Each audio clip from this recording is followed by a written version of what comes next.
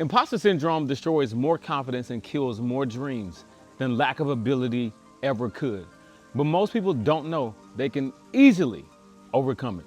I used to deal with imposter syndrome every single day until I realized something that most people overlook. It's not just about confidence. It's not even about competence. It's about clarity. After getting let go from a six-figure job, I built a six-figure business in less than a year. But none of it happened until I dealt with the mental barrier that was silently sabotaging my progress. Today, I'm breaking down how to overcome imposter syndrome, how to structure your day without burning out, and the exact skills you need to start building your business today. Because entrepreneurship doesn't give you a roadmap, but I will. Let me start with this. Imposter syndrome is not a you problem. It's a moment problem. We confuse being new with being unworthy. But being new simply means you haven't done it yet. It doesn't mean you're not capable. When I started entrepreneurship full-time, I questioned everything. Who am I to be teaching people about business, about mindset? But then I realized I wasn't teaching from a pedestal. I was teaching from experience. I had lost jobs, I had rebuilt, I had lived through what most people were still struggling with. And that was my credibility. So if you're just getting started, here's what you need to do. Document your journey. Don't fake progress. Show the process, because people respect you being real. Use I'm learning as your superpower, because being a student builds trust.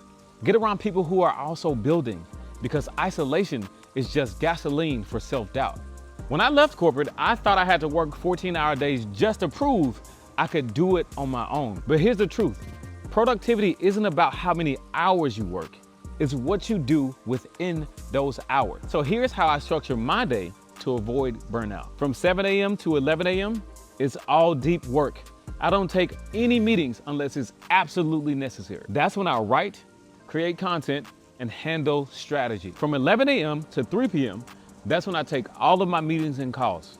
I don't try to force anything to go into a box that it doesn't fit. From 3 p.m. to 5 p.m., I do emails, I do a little bit of reading, and handle any miscellaneous operational items that I need to take care of for that day. From 5 p.m. to 6 p.m. is when I do studying and personal development. But here's something that's very important. And I know a lot of us try to run away from this one, but rest is absolutely necessary. Even if you're going into the gym, if you're lifting and lifting and lifting, constantly overworking yourself, at some point your body's going to respond and let you know you need some rest. Make sure you allow yourself resting time, focus time, time to meditate, however you see fit, but give yourself the space to rest. Build your days around your energy level and not your ego. A lot of new entrepreneurs waste time trying to be an expert in everything, but you don't need 20 skills. You need 3. First and foremost is storytelling. If you can't clearly explain what you do, who it's for, and why it matters, nothing else works. Learn how to tell your story in a way that builds trust. The next thing for me is sales. I don't care if it's books, a service, or your personality. You need to learn how to sell. That doesn't mean being sleazy, annoying, and nagging. That means learning to solve real problems for real people. Lastly is building systems. If you can't repeat it, you can't grow it. Learn how to build a simple process around what you do.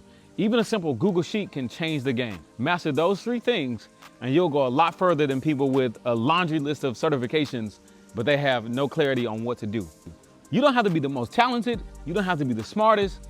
You just simply have to be the one that doesn't quit. Imposter syndrome isn't something that disappeared from me overnight, but every time I took a small step forward, it got a little bit quieter. And eventually, my results became a lot louder than my doubt. So start, even when it's messy, but especially when it's uncomfortable. If you felt this in any way, make sure you subscribe for more content about beating burnout, strategy, and how to turn your story into something meaningful.